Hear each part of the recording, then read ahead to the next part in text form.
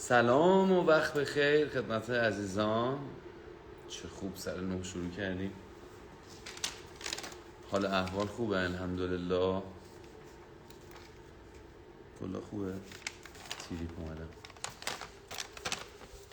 خب امشب میخوایم که راجع به روانشناسی اکت یه گپی بزنیم. 1-2 دقیقه اول طبق همیشه یه خورده با هم سلام استادی و هم شاگرد قدیمی. امیدوارم که یه خورده تحمل بکنید تا دوستانمون به جمعمون بپیوندن. امشب میخوایم راجع به روانشناسی اکت، راجع به نشاط و تراوت بخشی به زندگیمون با کمک روانشناسی اکت و اینکه چگونه پیشگیری بکنیم از بروز افسردگی و اینکه در واقع این بیاد بالا فکر کنم بهتره و اینکه در واقع اگر فرد افسرده وجود داره. هستی خانم سلام، ارادت دارم. در واقع فردی که افسردگی داره چطوری بتونه با کمک روانشناسی اکت اوضاع بهبود بده و منم درگیرم هنوز اینجا. این بازی کن خوبه، اینجا اوردم بیرون گوش فکر کنم بهتر شد. ارادتمند خدمت همه شما عزیزان. صدا که هست فاطمه جان، مال شما مثل که نیستش، همه صدا رو دارن خدا رو شکر. بچه ها اگه صدا و تصویر رو دارین، در واقع در مورد اضطراب مرگ حتما صحبت خواهم کرد. راهی میگه که دوره شکوفایی رو تموم کردم و کتاب از ذهنت بیرون بیارم 100 صفحه‌اش خون. آفرین باریکلا. سلام، من افسردم. ان شاء الله خدا کمک کنه که بشونیم به شما کمک بکنیم و خدمت شما عرض کنم که اکت برای اضطراب اصلا خوراک اضطرابه. مرسی، منم شما رو خیلی دوست دارم. 9:03 بچه ها شروع میکنیم کار اصلیمون رو که دیگه همه بچه ها بپیوندن. مادر گلم هم در جمع هستش و چقدر خوبه، رضا، نیایش، همه بچه ها هستن و امیدوارم که یه برنامه خیلی خوب داشته باشیم. مرسی تسلیم که صدا و تصویر رو به همون خوب گفتیم. من کامنت ها رو میبندم که کارمون رو شروع بکنیم. سلام، اکت برای من خوبه، برای همه خوبه. بریم، کامنت ها بسته میشه، آخرش پرسش و پاسخ خواهیم داشت و به نام خداوند. این نوتی هم برداشتم که به خود حواسم بیشتر جمع بکنم.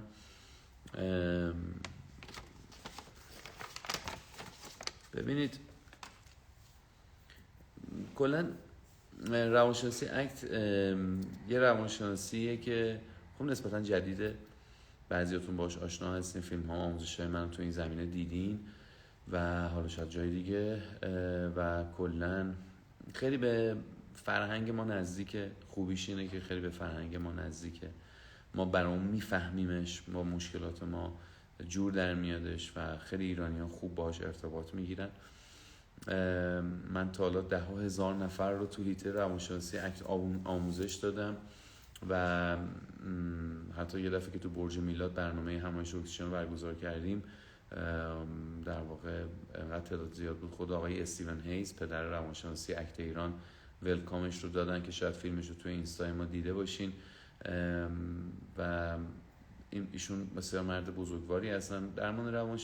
درمان مبتنی بر پذیرش و تعهد یک درمانی است که میاد با کمک آموزه های شرقی از جمله ذهن آگاهی و مدیتیشن و اینها با پژوهش های غربی و دانشگاهی ممزوج شده، ترکیب شده و یه پلتفرم خیلی خوبی رو برای بهبود زندگی امروز ما فراهم کرده. به نظر میرسه که هیچ وقت زندگی بشر اینقدر که الان سخت نبوده، فقط به خاطر کرونا نه، کلا در 20 سال اخیر زندگی به خاطر پیشرفت زیاد در حیطه تکنولوژی و دنیای دیجیتال، مجازی شدن خیلی از اتفاقات، سطحی شدن خیلی از روابط، افزایش اضطراب‌های زندگی، در واقع انسان امروز شاید یکی از دردمندترین انسان‌های دنیاست. انسان همیشه فکر میکرد، دانشگاه، روانشناسا همه فکر میکردن که اگر، و مخصوصا جامعه شناسا همیشه فکر میکردیم که اگر بتونیم وضعیت مالی انسان‌ها رو بهبود بدیم، وضعیت روانی اونها هم بهبود پیدا خواهد کردش. اما کاملا پژوهش‌ها برعکس این رو نشون دادش. یعنی در واقع متاسفانه هر چقدر که جوامع پیشرفته مخصوصا از نظر مالی بهبود پیدا کردن، ولی روان انسان رنجورتر شدش. به همین خاطر که شاید هیچ وقت به اندازه امروز به روانشناسی اکت احتیاج نبوده. از سال 1960 تا امروز تقریبا افسردگی 1000% تو بعضی از کشورها افزایش پیدا کرده. خیلی آمار وحشتناکیه. میانگین شروع سن افسردگی از 24-25 سالگی رسیده به 14-15 سالگی و به غیر از اون تقریبا 30% آدم ها در طی زندگیشون یک بار حداقل اختلال روانی رو تجربه میکنن و این خیلی میتونه خطرناک باشه برای خودشون، برای زندگیشون، برای شکوفاییشون، برای اطرافیانشون. از اون طرف اگر ما اختلال روانی هم تجربه نکرده باشیم، یعنی جزو 70% جامعه باشیم، حتما مشکلات اضطرابی و ترس و جدایی و مشکلات عشقی و فقدان و مرگ و ترس از مرگ دیگران رو، مشکلات شغلی، تحصیلی، مشکلات دیگه‌ای رو در زندگیمون تجربه کردیم.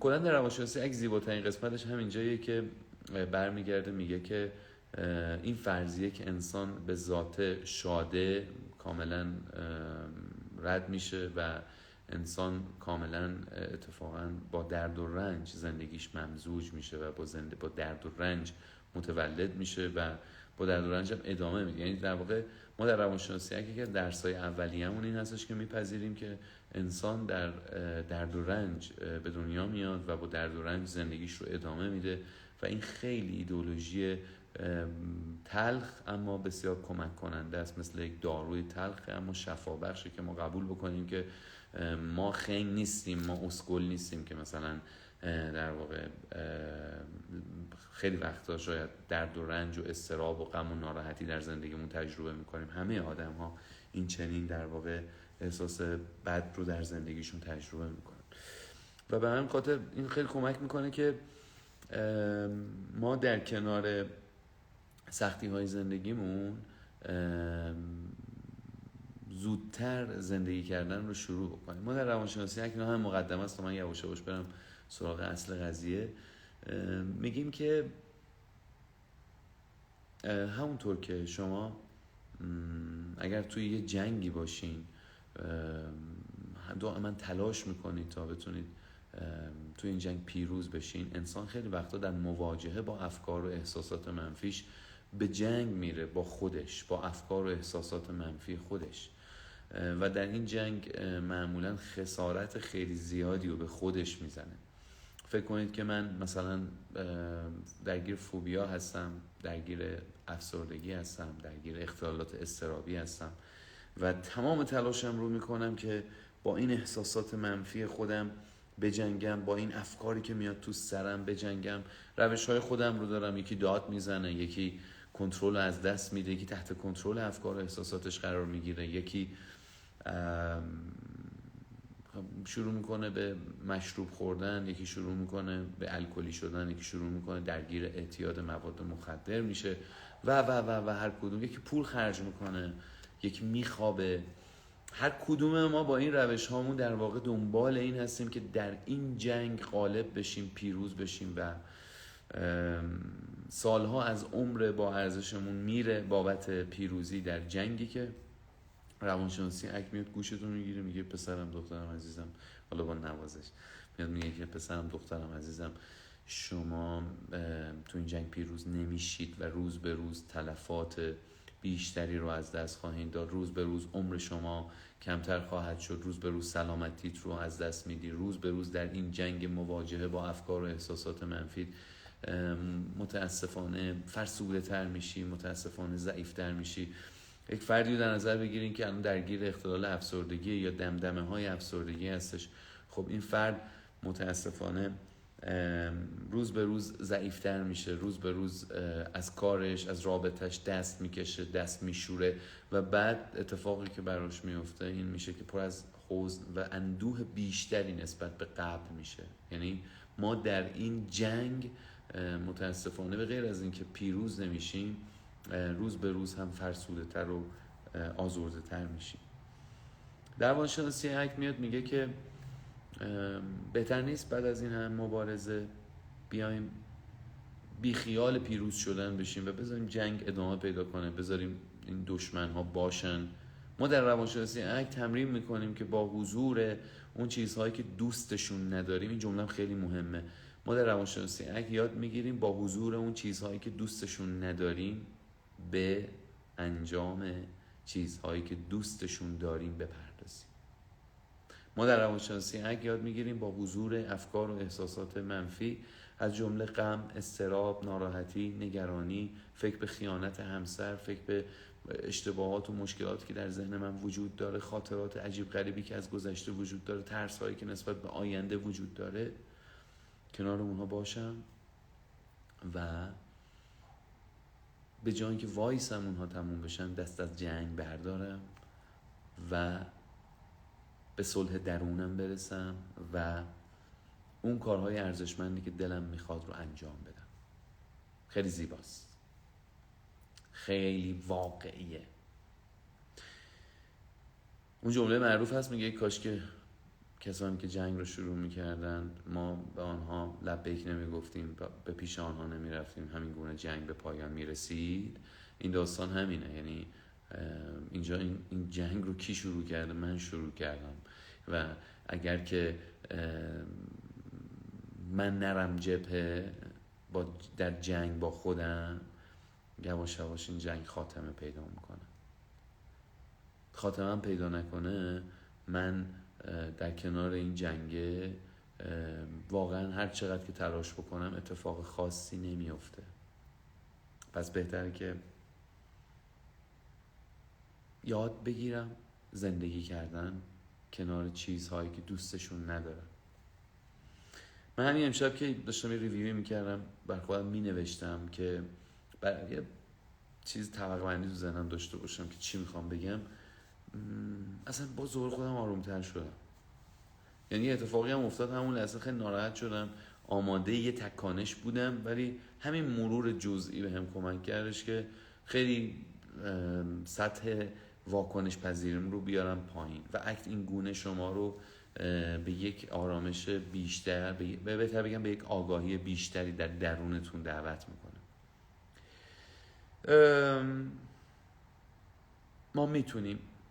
ما میتونیم دست از جنگیدن برداریم و تمام کارهایی که دلمون میخواد بعد از پایان جنگ شروع بکنیم رو همین امروز شروع بکنیم.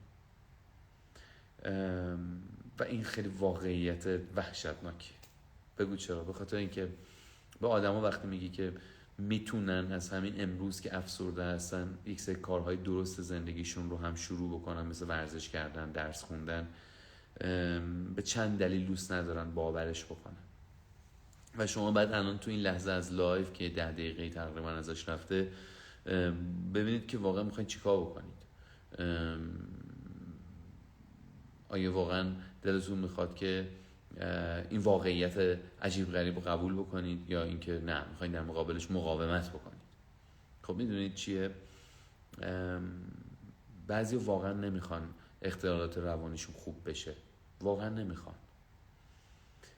من یکی از بلاگرها یه سوالی رو پرسیده بود از من، اصلا نمیدونستم که این مثلا میخوام برن از دیگرانم بپرسن.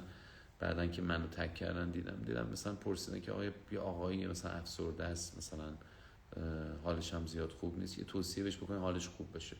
خب من همیشه اینجور موقعا میگم که آخه مثلا من که جملاتم شفابخش که نیستش، که من که جملاتم این گونه نیستش که مثلا بیاد معجزه بکنه یا یک انرژی عجیب غریبی رو به سمت آدما بده، و اگر این کارو بکنه کاملا کوتاه مدت. و به جاش بهش گفتم بگو بره پیش روانشناس. بعدم دیدم مثلا دوستان و همکاران دیگه ای هم راجع بهشون صحبت کردن. ولی خب واقعا فردی که نمیخواد به خودش کمک بکنه قطعا بهتره خیلی سریعتر بره پیش روانشناس. و معمولا فردی که افسرده است خیلی مقاومت بالایی برای درمان داره و همین خاطر حتما مراجعت به پیش یک روانشناس خیلی کمک کننده است. چون مثلا اگه آدم بخواد یک کاری و یک اختلالی رو درست بکنه، خیلی وقتا خیلی کار سختی در پیش داریم. اینکه ما یاد بگیریم تمرین کنیم کاری نکنیم. خیلی سخته. یعنی تو برای اینکه افسردگی بهبود پیدا بکنه طبق مدل اکت، وقتی که احساس ناراحتی و احساس بی‌معنایی زندگیت رو غارت میکنه، تو باید به جای اینکه تلاش بکنی با مثلا افکار خودکشی که مثلا بگم من خودم نابود میکنم تا از این فکر لعنتی نجات پیدا بکنم، یا اینکه برم به یکی دیگه آسیب بزنم، یا اینکه میگیرم میخوابم تا بالاخره این احساس غم من بهتر بشه، یا اینکه هیچ کاری نمیکنم دست از تعهد برمیدارم، هر رفتاری که دستم بر بیاد انجام میدم تا این غم رو نداشته باشم، همه اینها میسوزه، کنار میره در روانشناسی اکت. و تو باید تمرین بکنی، تلاش بکنی با حضور اون غم بلنشی بری صفحه بعدی کتابتو بخونی، بری صبح بعدی بری زندگی تو شروع بکنی، بری دوباره همسرت رو با تمام اضطراب و غمی که داری در وجودت بری در آغوشش بگیری. و این آدم هایی که دوست دارن مریض باشن رو ناراحت میکنه، چون مثلا میگن که حتی ناخودآگاه ها، یعنی یه مقاومت ناخودآگاه پیش میاد، مثلا میگن که آخه اگه اینقدر آسون بودش که مثلا نه، اصلا آسون نیستش، تمرین کردنیه. تو نمیتونی اصلا همین الان که مثلا این لایو رو میبینی دیگه مثلا افسردگی دیگه درمان بشه یا تمام این کارهای خوبی که من میگم و از نقطه صفر تمام و کمال خوب انجام بدی، نه. بنابراین ما با یه گروهی روبرو هستیم که اینها نه حاضرن کتاب بخونن، نه حاضرن دوره برن، نه حاضرن اقدامات خودشون شروع بکنن. حتما بهتره با این حد از مقاومت برم پیش روانشناس، حتی پیش روانپزشک، شاید بشه با قرص. درسته که تاثیر قرص خیلی وحشتناک بالا نیستش، اما بعضی وقتا دیگه ما مجبور میشیم که در واقع از این قرص ها حتی برای اون 20% 30% تاثیر بیشترش در واقع استفاده بکنید تا این میزان اضطرابمون بیاد پایین. اما شما در روانشناسی اگه خب اگر که واقعا تمرین بکنید، بخونید، مطالعه بکنید، دوره برین، همینطور خودتون این کار رو یاد میگیرین. واقعا من نمیدونم شما در چه سطحی قرار دارین، اما اگر در این سطح از آگاهی قرار داشته باشین که مثلا دوستمون که اول لایو گفت من 100 صفحه از کتاب از ذهنت بیرون بیا و زندگی کن که رفرنس خیلی خوبی برای اکت میتونه باشه، در واقع کتاب سختیه. ایشون افسردگی شدید نداره، 100% نداره، چون اگه داشتهش اصلا نمیتونست این 100 صفحه رو بخونه. پس این آدمیه که حالا اگر یه افسردگی هم مثلا داره، اشاره نکرد به اینکه افسرده است، من همینجوری دارم میگم اگر یه افسردگی هم داره خب این اینقدر وحشتناک نیستش، واقعا شاید بتونه با این دست کتاب بتونه کار خودش رو ببره جلو. فقط حواسمون باید باشه که خیلی از سبک‌های روانشناسی یا البته بیشتر بهتون بگم غیر روانشناسی توسط آدمایی که دوست دارن تجربه شخصیشون رو به دیگران انتقال بدن گفته میشه که چگونه اضطراب نداشته باشی، چگونه ناراحت نباشی. من قبول ندارم این حرفا رو. بعد سالها مطالعه و کار کردن و درس خوندن هیچ راهی برای اینکه ناراحت نباشیم و اضطراب نداشته باشیم وجود نداره. میشه یه چند ساعتی، یه چند روزی از احساسات منفی و افکار منفی دور بود، اما بای دیفالت اینا با ما هستن و با ما هم خواهند بود و چیزیه که مثل امروز که من و تو داریم، من تو آلودگی هوا، یه روز آلودگی هوای تهران یا تو بعضی شهرهای دیگه تا بیشتر هم هستش دیگه هسته، میدونی؟ یعنی یا باید مثلا در واقع حالا باز تازه آلودگی هوا رو میشه رفت یه شهر دیگه، میشه رفت یه کشور دیگه مثلا برطرفش کردش، ولی این آلودگی های پاکی که در درون انسان اتفاق میفته، چرا بهش میگیم پاک؟ به خاطر اینکه اینا چیزی نیستن، یعنی مثل آلودگی هوا نیستن که مثلا به ما ضربه عجیب غریبی بزنن، به شرطی که باشون ور نری. احساسات و افکار منفی تا جایی که انسان تلاش نمیکنه که ور بره با اونها، هیچ اتفاق خاصی نمیفته. نمیدونم دیدین که مثلا یه جای مثلا پوست دستتون مثلا میخاره، بعد مثلا هی شروع میکنین به خاروندن، بعد انقدر این کار رو انجام میدین توی چند ساعت هی یادتون میفته دوباره میخواین، زخم میشه. این همون حاله، یعنی تو تلاش میکنی یه چیزی که یه قسمتی از بدنت که میخاره رو با خاروندن برطرف کنی، اما متاسفانه به غیر از این که خارشش بیشتر میشه دستت هم زخم میشه. چند بار اینو تجربه کردین که نسبت به آدمی حالتون بد بوده، از یکی خوشتون نمی اومده و همیشه تلاش میکنین یارو رو آدمش بکنید، یا مثلا از یه رفتار همسرتون یا پدر مادرتون یا فرزندتون خوشتون نمی اومده و هی تلاش کردین این یارو رو کنترل بکنین، این رفتار رو کنترل بکنین، اما متاسفانه هرچی رفتین جلوتر دیدین نه تنها بهتر نشد که بدتر هم شد یارو و حتی خودتون. پس بنابراین مجموعه کتاب‌های خودیاری که به ما مژده اینو میدن که ما تو را از اضطراب‌ها و از غم‌ها و ترس‌ها میرهانیم، به نظر میرسه که دروغی بیش نباشه برای طولانی مدت و کلا خطرناکن اینها، بیشتر از اینکه به ما کمک بکنن به ما آسیب میرسونن. بعد مراقب باشیم. واقعا من اینو جدی بهتون میگم که توصیه‌های خیلی مهمه من اینه که مثلا چطور میرین از دست مثلا یه ورزشکار کتاب روانشناسی معرفی میکنه میخونین؟ خب این ورزشکار من خیلی برای ورزشش، برای هنرش، برای مهارتش ارزش قائلم و حق داره کتاب معرفی بکنه، اما تو حق نداری هرچی که اون معرفی میکنه رو بخونیم. واقعا مراقب سلامتی روانمون باشیم. چطور وقتی که میخوایم یه غذایی بخوریم مثلا میگیم که شاید فلانی داره تبلیغ میکنه یا شاید مثلا این غذا خوب نباشه. کتابم همینه، یعنی خیلی از کتاب‌هایی که در واقع آدما معرفیش میکنن باید مثل داروه، مثل یه ایدئولوژیه، باید مراقب باشیم ببینیم کی بهمون معرفی میکنه تا بتونیم حداقل تو زمینه‌های تخصصی، مثلا من اگه بیام تو زمینه مهندسی مثلا عمران کتاب معرفی بکنم تو نباید بخونی. حتی بهتر من تو زمینه جامعه شناسی هم کتاب معرفی نکنم، با اینکه حتی یه مطالعه‌ای هم روش دارم متخصص نیستم و بنابراین اینم یه حاشیه درسی کنارش باشه. آقای استیون هیز، من چایمو بیارم. آقای استیون هیز یه مثالی رو میزنن، میگن که اگر بریم مثلا اگر که دارین رد میشین از کنار یه باتلاقی ببینید یه آدمی داره غرق میشه تو اون باتلاق و هیچ وسیله کمکی از جمله چوب و طناب و اینا وجود نداره و این آدم داره فریاد میزنه کمک، من دارم غرق میشم تو باتلاق، دارم گیر میکنم. میگه شما مثلا به این آدم چجوری میتونید کمک بکنید اگه فقط ارتباط کلامی بتونید با این آدم داشته باشین؟ خب توی باتلاق راه رفتن مثلا روی پیاده رو رفتن نیستش. شما اگه پای چپ تو بذاری جلوتر، پای راست تو بذاری جلوتر، موقع پیاده روی اوکی میشی، ولی در باتلاق اگه همین کارو بکنی آنچنان میری پایین که دیگه اصلا دیگه هیچ کس نمیبینتت. آدما وقتی تو باتلاق گیر میکنن درگیر تقلا میشن، دست و پا میزنن و این دست و پا زدن اکثر اوقات اونها رو پایین میبره و غرقشون میکنه. در صورتی که بهترین راهکاری که مثلا افرادی که خیلی اهل گشت و گذارن و توی طبیعت میرن و ممکن درگیر یه همچین مسائلی بشن، به افرادی که ممکن توی باتلاق گیر بکنن توصیه میکنن اگه خدای نکرده تو باتلاق گیر کردی نترس، اول از همه تقلا نکن، هر چقدر دست و پا بزنی میری پایین‌تر، لطفاً یه مقدار شروع بکن خودت رو از پایین باتلاق یواش یواش، انگار میخوای رو آب بدی خودتو بالا. توی باتلاق هم یواش یواش این کار سخت‌تر از توی آب هستش، اما دستتو یواش یواش باز کن و بعد خودتو بیار در سطح آب و بیشتر از همیشه سطح بدنت رو با باتلاق یکی بکن. و آدم میگه که خب مگه من دیوانم که انا مثلا تو باتلاق سطح بیشتری از بدنم رو به باتلاق بدم؟ جواب اینه که نه، این دیوانگی نیست. دیوانگی اینه که وقتی تو باتلاق گیر کردی دست و پا بزنی، تقلا بکنی.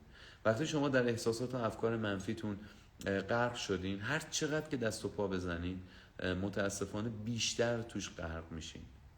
وقتی که فکر خیانت همسرت میاد سراغ ذهنت و اینکه تا اون بنده خدا اصلا شاید هیچ کاری نکرده باشه و یا سال‌هاست هیچ کاری نکرده و یا مدت خیلی زیادی از کاری که کرده میگذره و تو به هر علتی از اون ماجرا گذشتی و حالا امروز میخوای زندگی بکنی، یا اینکه اصلا همسر تو هیچ وقت هیچ کاری نکرده، اما به خاطر اینکه میگن مثلا مردا اینطورین، زنا اینطورین، همش این ایده میاد تو ذهنت. خب حالا این ایده اومده تو ذهنت، حالا باید چیکار بکنی؟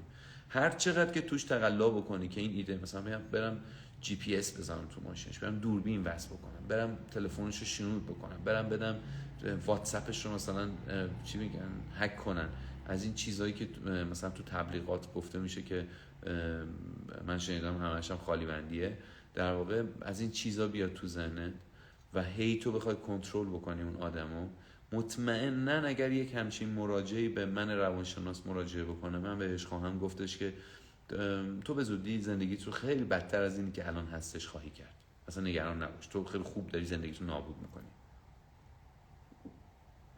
و اون میگه نه مثلا فلانی من دارم زندگیمون تو دستم نگه میدارم، دارم مراقبت میکنم از این. نه این مراقبت نیست عزیزم، این نابود کردنشه. نه تو آخه نمیفهمی ناموس آدم. من باشه پس اگه من نمیفهمم که اصلا چرا اومدی پیش من، و تو که میفهمی دیگه برو ادامه بده کارتو. مسئله اینه که ما هممون، حتی اونی که الان فکر کردش که نه من اینطوری نیستم، جمله‌ام تمام بشه، هممون یک سری افکار خرابی تو ذهنمون هست، یک سری احساسات بی‌موردی تو وجودمون شکل میگیره که حالا شاید برسم امشب دلیلشو بگم و هیچ کارش نمیتونی بکنی. هر چقدر حتی جلسات روان درمانگری هم بری، هر چقدر کتاب بخونی، هر چقدر دوره های علی میرصادقی و آدمای دیگه بری، هیچ وقت اونها پاک نمیشن و اونها تا آخر عمرت احتمالاً هستن، چون تاثیر گذشته بر انسان خیلی زیاده.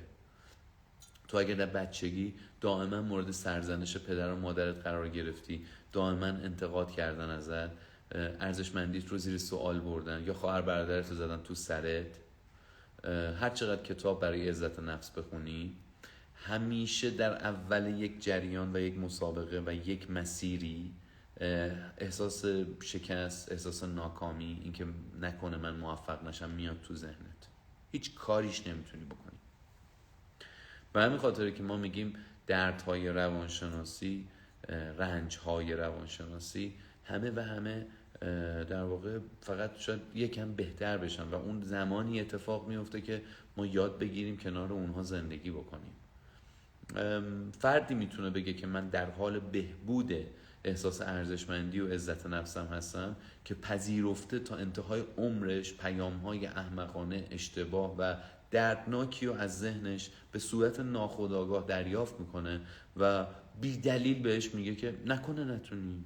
من همیشه اینجور موقع مثلا تو برنامه تلویزیونی سخنرانی ها مثلا یه صدایی دارم که اون صدای میاد نکنه نتونی، مثلا پسرم، مثلا یه صدایی همیشه میادش باهات، بعد این در واقع چت و پرت شروع میکنه به گفتن و تو فقط تنها کارت اینه که در واقع جدیش نگیری. امروز یکی از دوستام همایش جمعه که اومده بودش، همین اسطوره، کارگاه اسطوره که داشتیم، گفت این افکار وحشتناک، تله ها، خرابکارها، حالا طرحوارا، هر چی که اسمش میخوای بذاری، حالا چی کار کرد با اینا؟ من بهش گفتم که خب این اگه یه فردی 30 دفعه به تو مشاوره مالی داده، گفته مثلا فلان ارز دیجیتال رو بخر، الان دلار بخر، الان ملک بخر، فلان بکن، الان بفروش، هر بار که تو حرفش گوش کردی اشتباه بوده، خب الان دوباره یه دونه نوتیفیکیشن برات فرستاده، تو نمیتونی نوتیفیکیشن رو خاموش بکنی، همینطور هست. این الان برات فرستاده میگه که الان ارز دیجیتال فلانو بخر. خب تو به این لحظه که میرسی به این نتیجه رسیدی که این آدم مثلا از نظر مغزی ایراد داره، معیوبه، خب من چرا باید این کارو دوباره بکنم؟ نوتیفیکیشنش هم خاموش نمیشه، اپلیکیشنت هک شده، نمیدونم یه اتفاقی افتاده، من چه میدونم، این نوتیفیکیشن میاد. خب و تو قسم خوردی که دیگه حرف این آدمو گوش نکنی، آیا نمیتونی؟ خب اینجا آدم‌ها به دو دسته تقسیم میشن. باور میکنن این واقعیت رو که من میتونم نوتیفیکیشن رو ببینم ولی به حرف طرف گوش نکنم. یه سری میگن نه نمیشه. اینا که میگن نه نمیشه، احتمالاً میزان اضطرابشون، میزان قدرت ذهنی و خاطرات قدیمیشون، میزان هیجاناتشون اونقدر زیاد شده که دیگه احساس میکنن کنترل زندگی رو از دست دادن. یک جور دروغه. ما هممون توی شرایطی حتی از این سخت‌تر میتونیم انتخاب بکنیم که یک کار درست رو انجام بدیم و چون روانشناسی اکر این تأکید داره، آدمایی که حوصله ندارن و میخوان با ناخودآگاهشون زندگی بکنن حالشون بد میشه با روانشناسی اکت، چون میگه که روانشناسی اکت میاد بهش میگه ببین تو میتونی، تو تو الان میتونی با تمام افکار و احساساتی که الان اومده سراغت اون رفتاری که درسته رو انتخاب بکنی و انجامش بدی. تو روی افکار و احساساتت قابلیت کنترل نداری، اونها میان و میرن، تو هیچ کنترلی روی اونها نداری، تو تنها کنترلی که داری روی افکارته. در کنار تمام نوتیفیکیشن ها و تمام اون شروورایی که در گوشت میگه، یه همچین ایده‌ای از روانشناسی اکت جوانه میزنه و تو وقتی میشنویش احتمال داره که ترجیح بدی که بگی نه نمیشه. چرا؟ به خاطر اینکه اگه اینو بگی لازم نیستش که بری باشگاه تمرین کنی. به خاطر اینکه اگه اینو بگی لازم نیستش که به همسرت زنگ بزنی و عذرخواهی بکنی. زندگی از نظر تو آسان تر میشه در صورتی که تو روز به روز در حال سخت‌تر کردن زندگیت هستی. تو فقط به همون یه ساعت بعدش فکر میکنی. تو اگه الان با تمام اضطراب و بی‌حوصلگی و خستگی که به صورت ناخودآگاه یا بر اثر خستگی های زندگی اومده تو وجودت نشسته، باز هم میتونی همین الان بلند شی بری اون نیم ساعت مطالعه زبانت یا دورت یا هر چیز دیگه‌ای رو شروع کنی به خوندن با تمام اون فشارهایی که هستش، مگر دیگه حالا واقعا انقدر خسته باشی که چشت اینطوری بره، ولی یه رو میتونی انجامش بدی. این کل اون داستانیه که در واقع ما برامون توی روانشناسی اک وجود داره و به ما میگه که تو انقدر باید تمرین بکنی که بتونی در حضور افکار و احساسات منفی، در حضور شروورهایی که از گذشته هنوز برات تلاوت میشه و گفته میشه، بتونی اون کار درست رو انجام بدی. بیایم با یک تمرین این حرف منو بهتر بفهمید. ازتون سوال میپرسم که چه مشکلی تو زندگیتون دارین؟ چه دردی رو در زندگیتون الان دارین؟ یه خورده فکر کنید. مثلا میتونید بگید، من همیشه کسایی که توی همایش روانشناسی اکت میان واقعا دلم میخواد که همتون یه روزی بیاین. انواع کتاب‌های روانشناسی اکت رو همیشه معرفی میکنم چون میدونم اگه کتابا رو بخونین زودتر به همایش میاین و امیدوارم شرایط مالی و کاریش و زمانی شد براتون فراهم بشه، چون میدونم یکی از بهترین روزهای زندگیتون میشه. امیدوارم یه روزی این فرصت رو پیدا بکنید که بیاین توی این همایش. متاسفانه 27 آبان کاملا سولداد شده، ولی شاید تو چند روز آینده بتونیم یه همایش جدیدی رو تدارک ببینیم که همیشه هم یادتون باشه روز اول ما بیشترین تخفیف رو داریم و دقیقاً خود منم خیلی وقتا نمیدونم اون روز اول کی هستش. به همین خاطر همیشه نوتیفیکیشنتون و استوریاتون پا به گوش باشین. خب اینجا بودیم که درد زندگی تو چیه؟ مثلا بگو که درد من اینه که من واقعا احساس اضطراب خیلی زیادی در زندگیم دارم و انقدر این اضطرابم زیاده که نمیتونم دیگه از خونه دور شم. کارمو ول کردم، دوستامو ول کردم و در دوران کرونا انقدر اضطراب زیادی پیدا کردم که دیگه نمیتونم از خونه خیلی راحت برم بیرون. حتی برای دکترم هم تلاش میکنم که به صورت آنلاین ببینمش یا اصلا تلاش میکنم که جایی نرم. الان 1 سال 6 ماه 2 ساله که اینطوری شدم یا قبلا هم بودم. مثلا یه مشکل درسته، یه مشکل دردناک تو من بگو و اگرم بتونی به اون احساس و افکار منفی که همراهش اشاره بکنی، تمرین رو خیلی قشنگتر انجام دادی. تو یه مشکلی داری که به خاطر حضور یک فکر یا یک احساس منفیه.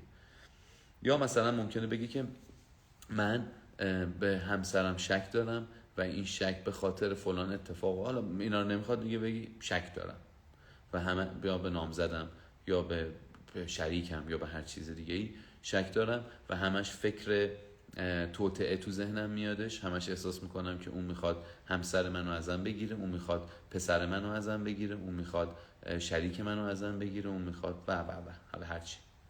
و این فکرها پدر زندگی من در آورده. نمیتونم با آدم ها اعتماد بکنم، نمیتونم به آدم ها نزدیک بشم، نمیتونم به همسرم نزدیک بشم، دائما به فکر کنترل کردنش هستم دائما به فکر فرصتی هستم بتونم برم تو موبایلش، دائما به فکر این هستم که جلوگیری بکنم از حضورش در جامعه، سعی میکنم دانشگاه رفتنش رو کنسل بکنم، سعی میکنم کلاس رفتنش رو کنسل بکنم، سعی میکنم زیرا به افکارش که میخواد بره سر کار رو کنسل بکنم. بهش گفتم من هر چقدر پول بخوای من میدم، نمیخواد بری سر اینا میشه مشکل. چرا؟ چون تو میترسی، چون تو افکار خیانت تو ذهنت شکل گرفته. یا من کمبود احساس ارزشمندی دارم، از بچگیم همیشه زدم تو سرم، یا اینکه توی دبیرستانی درس میخوندم که دانش آموز ضعیفی بودم، همیشه احساس فلان میکردم، الان نمیتونم کارهامو شروع بکنم، یا وقتی شروع میکنم خیلی زود ولش میکنم، با اولین شکست و ناکامی رهاش میکنم. اینم شده یه مشکل دیگه. من دارم اینا رو میشمارم تا شما باهاش یه شبیه سازی پیدا بکنید.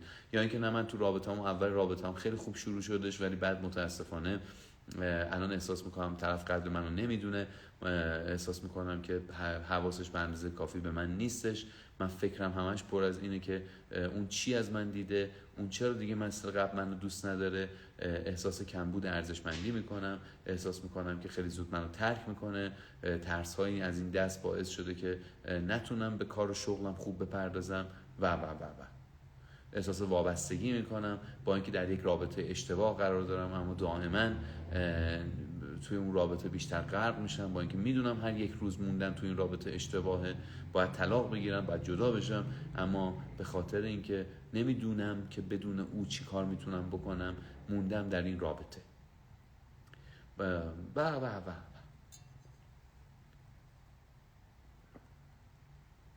حالا که مشکلتون نوشتین، اگه به ذهنتونم رسید خوبه، حالا به من جواب بدین که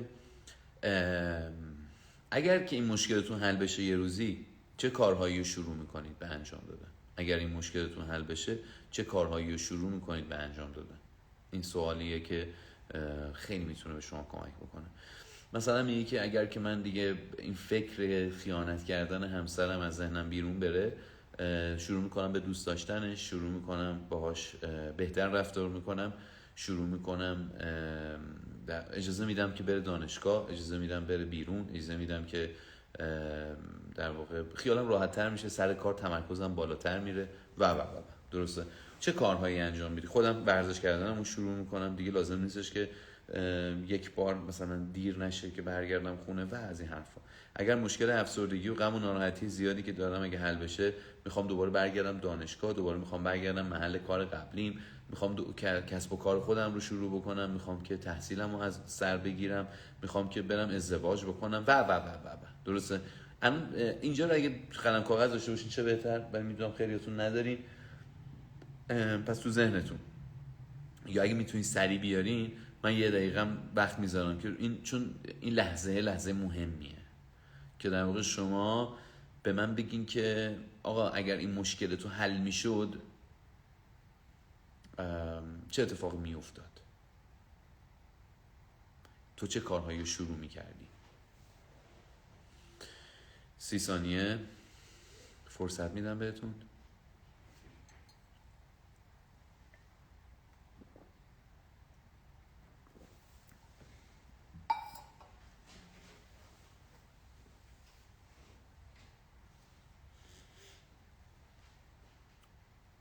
خوبه؟ حالا ما در روانشناسی اک میگیم که تو بدون اینکه اون مشکلات قبلیت حل بشه میتونی این کارهایی که دلت میخواد بعد از حل این مشکلات انجام بدی و از همین امروز شروع بکنی. یه بار دیگه ما در روانشناسی اک میگیم تو بدون اینکه منتظر شی اون مشکلاتی که بالاتر شمردی حل بشه، شروع بکنی به همین اقدامات ارزشمندی که الان نوشتی و فکر کردی. مثلا گفتی اگر افسردگی من حل بشه، من دوست دارم که ورزش کردنم رو از سر بگیرم. خب این احساس غم و ناراحتی و بی‌حوصلگی که الان ماها و سالهاست که با توه، به این زودی ها نه تنها نمی رود و شاید هیچ وقت نرود. تو می توانی در کنار حضور اون احساسات غم و بی‌حوصلگی و خستگی و بی‌معنایی که پیدا کردی چند ماه چند ساله، می توانی اون اقدامات ارزشمند زندگی خودت رو شروع بکنی. می توانی باشگاه رفتنت رو شروع بکنی. خیلی کار سختیه، خیلی خیلی خیلی کار سختیه، اما واقعیت اینه که تو با تمام این غم و ناراحتی که داری میتونی. حالا تو اگه الان به من میگی برو بابا به این آسونی ها، من که گفتم سخته، چرا داری میگی به این آسونی ها نیست؟ من که دارم میگم سخته، ولی دارم میگم که درمان تو در واقع از اینجا میگذره که تو با اقدامات ارزشمند که تو روانشناسی اکت بهش میگیم ارزش ها، با اونها شروع بکنی زندگیت رو پیش ببری. یک فردی که اختلال روانی داره یا نزدیک به اختلال روانیه یا اصلا اختلال روانی نداره، فکرش خیلی به هم ریخته است، اگر وایسه تا یک روزی اوضاع خوب بشه، عمرشو از دست میده، زندگیشو از دست میده و هیچ وقت اون روز فرا نمیرسه. قربونت برم، هیچ وقت اون روز نمیاد که مشکلات تو به صفر رسیده باشه یا اینقدر کم شده باشه که تو بتونی از جات بلند شی. عزیز جان، علت این که تراوت از زندگی تو رفته، شادابی از زندگی تو رفته و تو لب مرز افسردگی یا خود افسردگی هستی، اینه که به خاطر حضور یک سری افکار و احساسات منفی تو از اقدامات مثبت امتناع میکنی.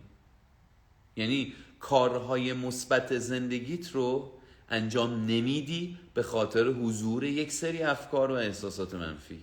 حالا پژوهش‌های دانشگاهی میان به تو یک واقعیت بسیار هیجان برانگیزی رو میگن که تو شاید به خاطر اینکه سالها افسردگی و ترس‌ها و اضطرابت رو نخوای نادیده بگیری، بخوای این جمله رو نادیده بگیری.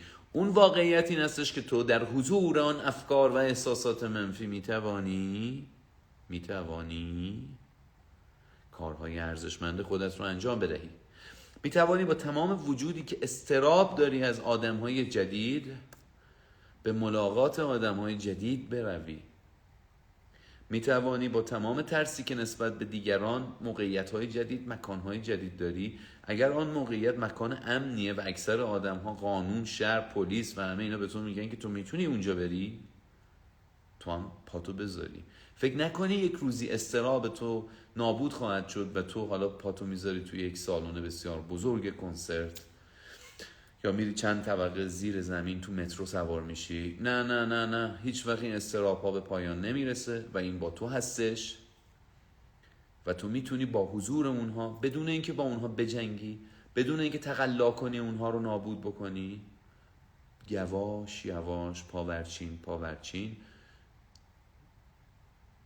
مرزگشایی بکنی، کشور آزادیت رو توسعه بدی.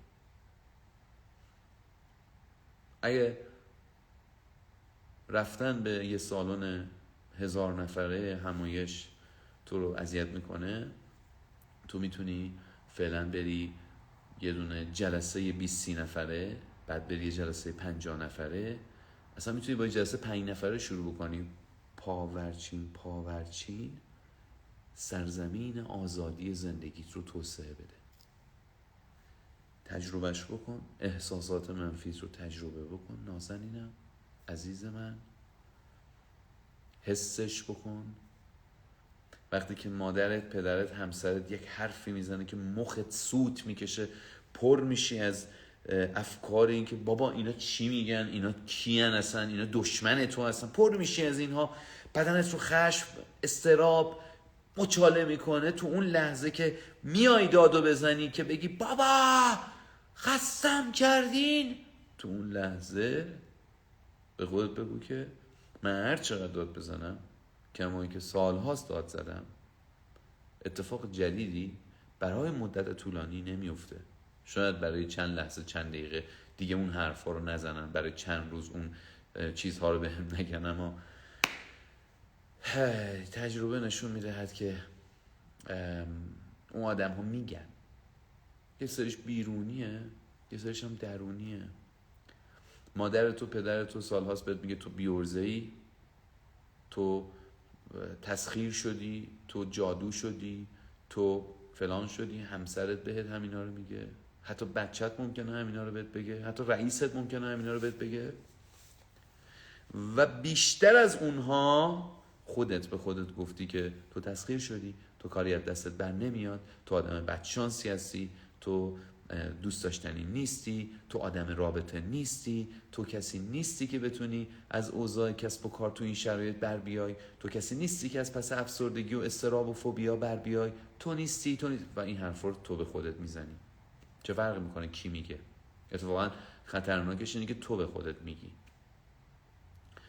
اصلا ولش کن، ما نمیخوایم گوینده رو نابود بکنیم. بیا دست از این که آدم‌های منفی رو، امروز یه دونه متن براتون گذاشتم، آدم‌های منفی و سمی زندگیت رو کنار بگذار. نه بابا، اگه به آسونی بودش که چایدی، بله یه موقع دوست منفی، پارتنر منفی، شریک منفی، همسر منفی، همه اینها رو یه موقع هستش آدم در توانمندیش هستش، اما خیلیشون پدر مادرتون میخواد چیکار بکنی، خواهر برادرتون میخواد چیکار بکنی، شریک و رفقاتون میخواد چیکار بکنی. کدوم سازمان و ارگانی رو میشناسین که از آدمای منفی و بدگو دور باشه، در امان باشه؟ کدوم جامعه‌ای رو میشناسین که آدمای بد تو خودش نداشته باشه؟ پس این شکلی که با این حرفا و با این جملات ما انسان رو داریم به همون گوشه‌گیری که مشکل روانی هستش داریم دعوت میکنیم. برو یه گوشه تنها بشین. چی بود آهنگ عارف میگو برو ای دل خب که چی مثلا این شو زندگی، من برم خودم رو زندانی بکنم که آدم ها به من چیزی نگن. حالا اصلا اگرم تازه رفتم یه گوشه سلول انفرادی هیچ کس به من چیزی نگفت، اونایی که خودم به خودم میگم و میخوایم چیکار بکنیم؟ پس زیباترین کلام مقدس روانشناسی اکت اینه که این افکار و احساسات منفی هیچ وقت به پایان نمیرسن، از اولش هم با تو بودن. دردها و رنج‌های زندگی هیچ وقت به پایان نمیرسن، از اولش هم با تو بودن. مرگ از ابتدای بشریت با انسان بوده. بی‌اعتمادی، خیانت، بی‌وفایی از ابتدا با انسان بوده. اما انسان تصمیم گرفت در زندگیش با تمام این خطراتی که وجود داره عاشق بشه. با تمام اینکه هر چقدر تو عاشق بشی، هر چقدر محبت بکنی، هر چقدر قدردان باشی، در نهایت ممکنه همسر تو به تو بی‌وفایی بکنه. ما پیشو به تنمون مالیدیم و گفتیم که من با تمام این خطراتی که وجود داره میخوام عاشقی بکنم، میخوام رابطمو شروع بکنم. با تمام این خطری که یک روزی فرزند من ممکنه من برای همیشه ترک بکنه، من میخوام مادر شم، میخوام پدر شم. این انسان شجاع اگر از سر خرد این تصمیم گیری رو انجام بده، اون وقت کسی است که با تمام افکار و احساسات منفی که در سراسر زندگی بشریت موجوده است حرکت میکنه و رو به جلو میره. او به خاطر حضور افکار و احساسات منفی که خیلیاش فیکه، خیلیاش دروغه، خیلیاش غیر عملی، غیر کاربردی و چرت و پرته، کارهای درست زندگیش رو انجام میده و اونها رو به تعویق نمیندازه که حالا یه روزی ایشالله که ما بالاخره خالی از افکار و احساسات منفی بودیم من بیزینسمو شروع میکنم. خب اون روز که هیچ وقت نمیاد که عزیزم، که من به دنبال محیط کاری هستم که پر باشه، سرشار باشه از انرژی مثبت، از آدم‌های خوب. خب عزیزم مگه همچین محیطی وجود داره؟ اون فقط یه جا بهشته، ان شاءالله بعد بمیری بریم اونجا کار بکنیم. تازه اگه بذارن دست به سیاه‌سفید بزنیم اونجا. پس بنابراین هیچ محیط کاری نیستش که خالی از مشکلات باشه، هیچ رابطه‌ای نیستش که خالی از مشکلات باشه.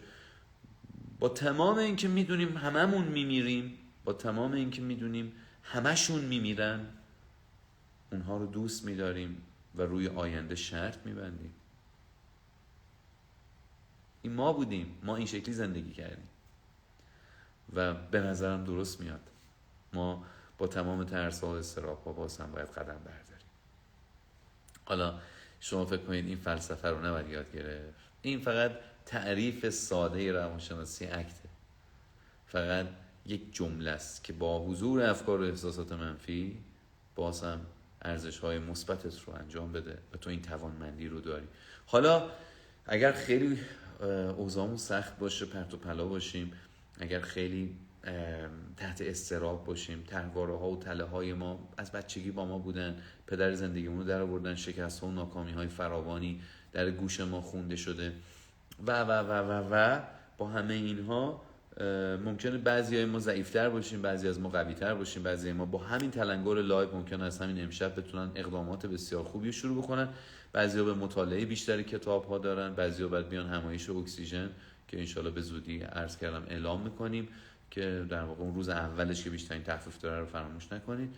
و بعدم بعضی اصلا من یه دوره دارم به نام دوره اسطوره‌ها که کاملا مبتنی بر اکت، 1 سال 10 ماه تقریبا دوره است، یک روزی اون قسمتتون بشه، یا نه مجموعه کتاب‌هایی که بارها اعلام کردم، از ذهنت بیرون بیا و زندگی کن، تله شادمانی، نمیدونم عمل عاشقانه، شکاف واقعیت، اینا همه کتاب‌های مبتنی بر روانشناسی اکت هستش. اینا رو بخونم، قویشم، قدرتمند بشم. اگر میخوام برم بشه روانشناس، از اکت تراپیست استفاده بکنم، مقاله های راجع به اکت بخونم. من میگم عاشقانه اکت رو زندگی بکنید. واقعا اکت آن صمیمیتی در زندگی شما ایجاد خواهد کردش که شاید هیچ دوست و رفیقی نتونه این کار برای شما انجام بده.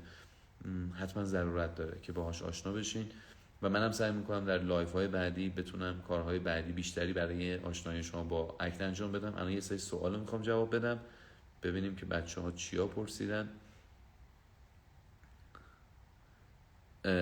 محمد حسینی نازنینم تو جمعمون هستش، سلام میکنم خدمتشون. پرسیدن که فقط خود معلوم نیست خیلی طولانیه، ببینم چی گفتن.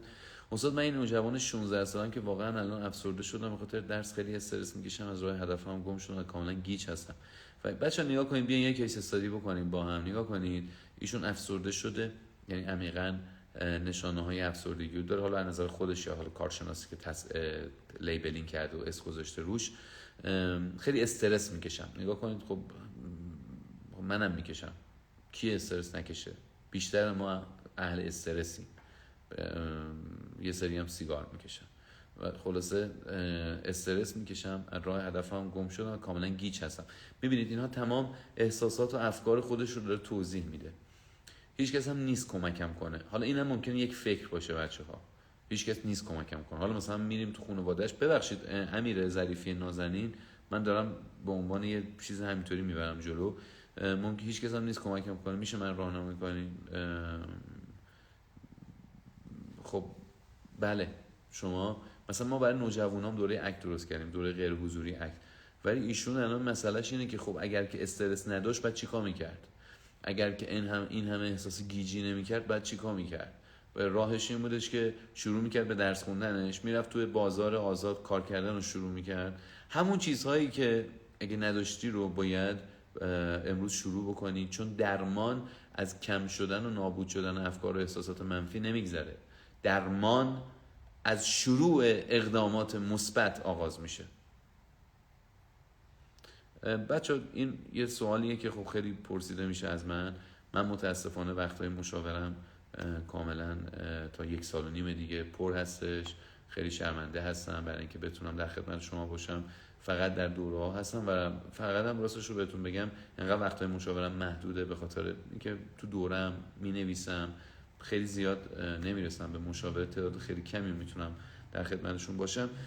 فقط به بچه‌هایی که دوره هامو گذروندن میام. من یه دوره خیلی مهم دارم به نام دوره شکوفایی که غیر حضوریه، برای کسایی که دوست دارن غیر حضوری دوره ببینن. بسیار شروع خفن و کوبنده‌ایه.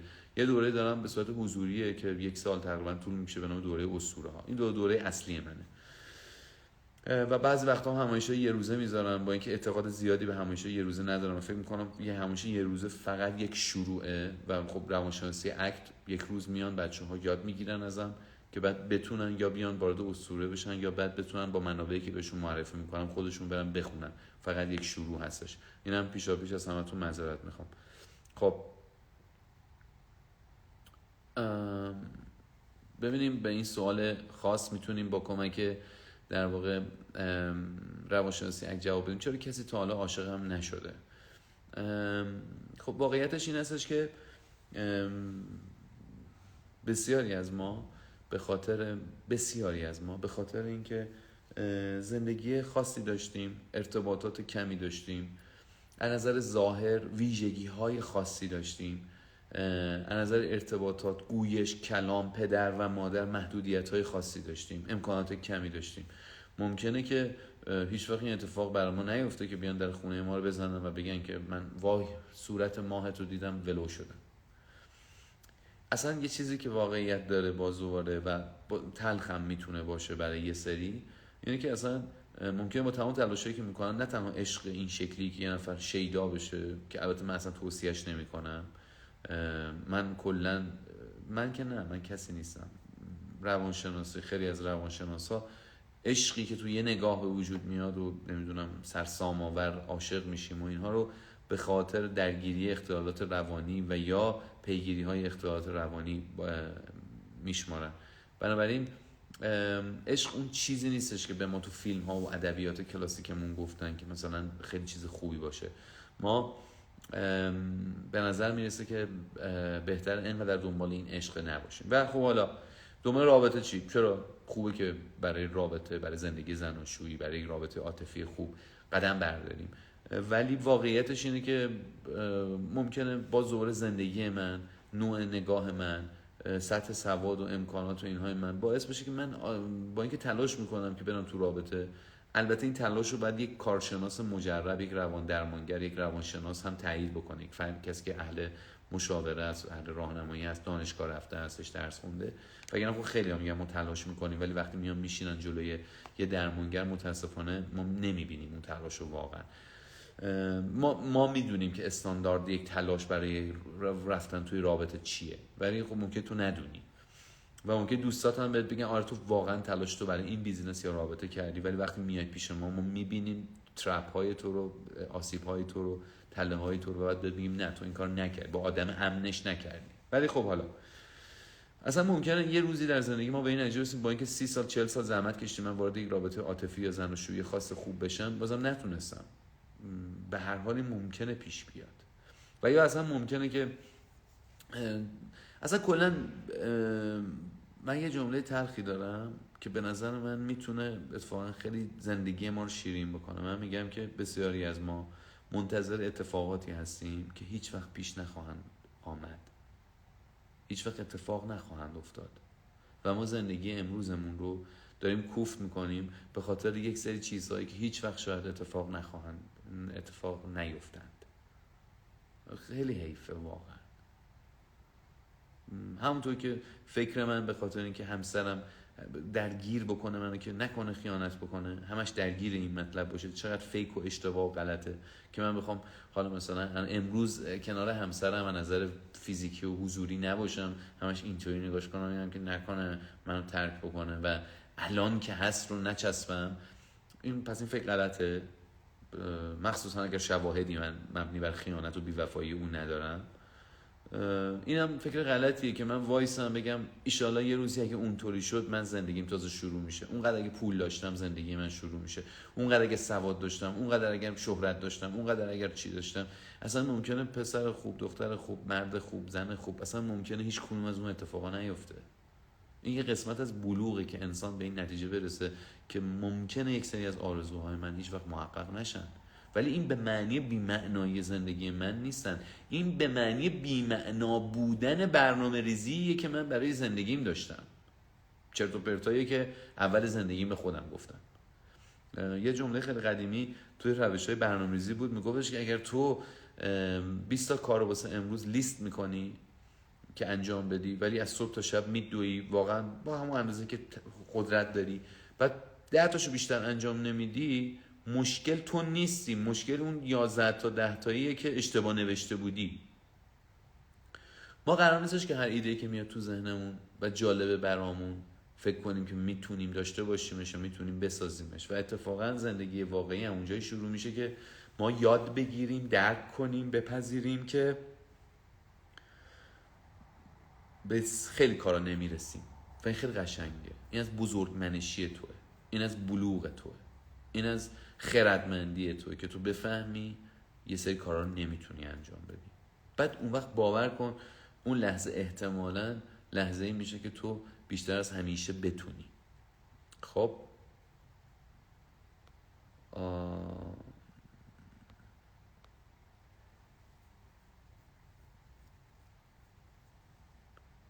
چطور میشه وقتی حال درون آدم خوب نیست؟ اینم سوال خوبیه. چطور میشه وقتی حال درون آدم خوب نیست و شاد نیست از لحظه هاش یا کارهایی که میگین عقب نندازین باید انجام بده لذت ببره؟ اصلا کی گفته ما باید لذت ببریم بچه‌ها؟ اصلا کی گفته ما؟ اصلا کی این فلسفه احمقانه رو کی تو ذهن ما کرد که از زندگیت لذت ببر؟ آخه اصلا این شکلی نیست زندگی. آخه اصلا نمیشه همیشه از زندگی لذت برد. ما آدم ها خیلی اوقات در حال درد کشیدن و تلاش کردن هستیم. اگه فقط بخوایم لذت ببریم، هممون بهترین راه اینه که بریم یه گوشه از خیابون بشینیم، یه پولی بذاریم تو بانک بگیریم، باش مواد بخریم، بکشیم، زندگی رو تموم کنیم، بریم، که اون بیشترین لذت رو شاید داشته باشه. فقط باید غذا بخوریم که لذت ببریم. مگه اجداد ما فقط لذت بردن؟ مگه آدمای دنیا همش دارن لذت میبرن؟ ما نباید گول فیلم ها رو بخوریم که مثلا دور هم جمع شدن دارن نوشیدنشون رو میخورن و شامشون رو میخورن. بیشتر زندگی درده. تا بتونی به زندگی دست پیدا بکنی که واقعا تهش به خودت افتخار بکنی که اون چقدر لذت بخشه، و تو برای اینکه به این ته با معنا برسی خیلی وقتا بس سختی های حتی بی معنا تجربه بکنی. پس این پلتفرم و ایدئولوژی رو کلا بذاریم کنار که من چیکار بکنم که لذت ببرم. نه یاد بگیر لذت نبری. اینو تو گوشه چی میگن، گوشواره گوشت بکن. چیکار بکن که آقا چی؟ آویزه گوشت بکن که خیلی از اوقات زندگی سخته و بیشتر طی روز اگر زندگی درستی داشته باشید داره بهت سخت میگذره. این شعر و ورای انگیزشی رو از سرتون بیرون بکنید که کار باحال اون کاریه که تو همش توش لذت ببری. نه داداش، اون چیز پارتیه، اون استخره، اون تفریح، اون شهر بازیه که همش توش لذت میبرن. کار واقعی، درس واقعی، هر چقدر که هنرمند و استاد و توانمند و باهوش باشی خیلی سخته، خیلیش دردآوره، خیلیش با همراه عرق ریختنه، خیلی همراه استرس و اضطرابه. این شعاره که بیا بابا داداش حال کنیم تش میرسه به این که خب بکشیم، بخوریم، بریزیم، بپاشیم، خرج کنیم، حال کنیم.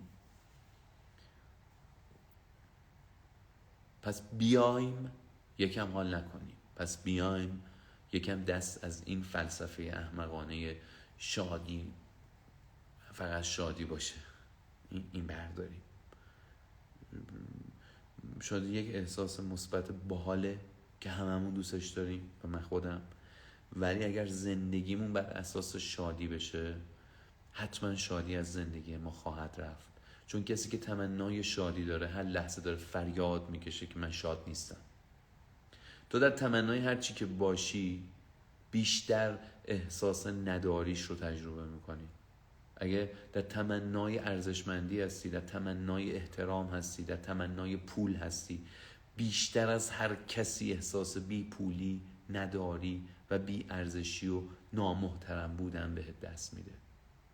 نذاریم انسانیت به این گندگی تبدیل به یک نیاز، به این کوچولویی بشه که اون وقت بزرگی انسان رو زیر سایه کوچیکی نیاز خواهیم برد. نیاز هم در زندگی ما مهمه و یه بخشی از ماست، اما ما نشیم بخشی از یک نیاز. پس زمانی که حالت خوب نیست، شاد نیستی، تجربه دردناک اون لحظه رو انجام بده و اون کاری که باید انجام بدی. بس بچت باید غذا درست بکنی، باید خرید خونه رو انجام بدی، باید اون همه نامه‌های چرت و پرتی که گذاشتن رو میزت رو بعد جواب بدی، سختیشو تحمل کن. تعهد خیلی وقتا انجام دادن سختیاییه که موظفه ماست. انسان بی تعهد امروز که حال خودش هم از خودش به هم میخوره، چه برسه به دیگران، ماحصل اینه که فکر کرد که هر چیزی که سخته رو بندازه دور و بعد دنیای جدید و مدرن امروز فکر کردش که هر چقدر کار انسان آسان تر بکنه سلامت روانیش رو بالاتر میبره. ولی ما دیدیم که هر چقدر زندگی انسان ها کم دردسرتر، اونها بالاخره جایی، فضایی برای ور رفتن با خودشون رو زندگی پیدا میکنن و انقدر ور میرن با زندگیشون که بالاخره اون داستانه رو پیدا میکنن. آخرین سوالم جواب بدم.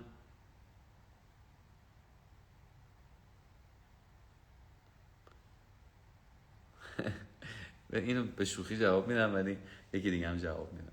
میگه که چطوری با ترسامون از اینکه عکس بدون فیلتر در مجازی منتشر کنیم چطوری به این اعتماد به نفس برسیم. دیگه از من زشتر که نیستین هیچ کدومتون. من اتفاقا خیلی وقتا بهم میگن که داداش اینقدر صورتو نیار جلو دوربین، یا مثلا دوستان بهم میگن که مثلا میشه ازت خواهش بکنم یه مقدار مثلا این فیلمو میخوای بگیری یه خورده بری مثلا به سر و وضعت برسی، یا گریمی بکنی یا فلانی بکنی. و من خیلی وقتا بی آلایش میام جلو دوربین وای میسم، به خاطر اینکه قطعا میفهمم که اصلا مشکلی با آراستگی رو ندارم، تلاش میکنم هر وقت که بتونم، ولی آخه خیلی وقت ما نمیرسیم، اینقدر سرمون شلوغه که من دوست دارم یه استوری براتون بذارم که مثلا به نظرم میادش که با ارزش اون لحظه، و اگه بخوام تو این فکرها برم که مثلا وای الان برم یه خورده موامو اینطوری بکنم، یه خورده سایه بزنم و این کارا، این در واقع مثلا استوری دیگه انجام نمیشه. ما تو زندگیمون بعد ببینیم که دنبال فالووریم یا دنبال زندگی، تکلیفمون مشخص بشه. خب اگه دنبال فالووریم که بلاگریم دیگه، شاید از اون انسانیت واقعی دور بشیم. خب بهتره که حداقل بدونیم که داریم چیکار میکنیم. اما اگه انسانیم و داریم زندگی میکنیم و زنده ایم، خب به حد خودت به خود برس و بذار ببینی که کی دوستت داره کی دوستت نداره. خیلی باحال تره، فکر کنم، البته مطمئن نیستم. خب این خیلی خوشحالم میکنه، این جمله تو فرشته خیلی خوشحالم میکنه. کسب کنم استار میذارم مجدد ادامه تحصیل میدن. اینو دوست دارم بشنوم ازتون. به هم بگین چی کار میکنین، به هم بگین که با تمام مشکلاتی که امروز وجود داره در واقع کارشو شروع میکنه. این خیلی خوبه، اینو بذار من توضیح بدم. اوسا تا کسی که افسردگی رو تجربه نکنه هرگز نمیتونه متوجه سنگینی این بیماری بشه. خب اوکی، حالا بعدش چی میشه؟ بعدش الان ما متوجه نشدیم، بعدش ما چیکار بکنیم؟ یعنی تو فکر میکنی که ما همه اینجا مثلا یه سری آدم الکی خوشیم؟ من خودم افسردگی رو تجربه کردم. اگر تو میخوای به من بگی که من افسردگی مثلا چیه، من برات تو تعریف میکنم. ولی خب حالا مثلا پوزش چیه؟ پوز دادنیه؟ چرا یه سری از آدما میخوان روی افسردگی هم فیلتر باحال بودن بذارن؟ بابا افسردگی اختلاله. نگین. من میفهمم که افسردگی میتونه حاله ها و ایده های حتی جالبی از ما بسازه، میتونه هنر و درون ما رو به شکوفایی برسونه، ولی فکر نکنیم که بعد در افسردگی بمانیم تا انتهای عمرمون. ما در افسردگی میزان یادگیریمون میاد پایین، حوصله‌مون کم میشه، بیخوابی، بی اشتهایی، از خیلی از نعمت‌های زندگی نمیتونیم لذت ببریم، حتی از رابطه جنسی با همسرمون هم شاید نتونیم لذت ببریم. و این چیزی نیستش که ما بخوایم بهش افتخار بکنیم. پوز دادن، ببین یه چیزی هستش، من کنار میام با افسردگی خیلی باحاله و شروع میکنم به زندگی کردن، ولی پوز دادن افسردگی رو نمیفهمم. یعنی چی؟ یعنی من از طریق افسردگی بتونم چشم مردم رو در بیارم، بگم شماها نفهم من میفهمم؟ اینو مراقب باشین. اینو مراقب باش که این نشه امتیاز جانبیت برای اینکه افسرده بمونی. تو سرما خوردی، تو حالت خوب نیست، تو باید خوب بشی. عطسه‌هات، سرفه‌هات همه رو نگران کرده، تو باید حالت خوب بشه. بچه‌ها شبتون بخیر، خداحافظ.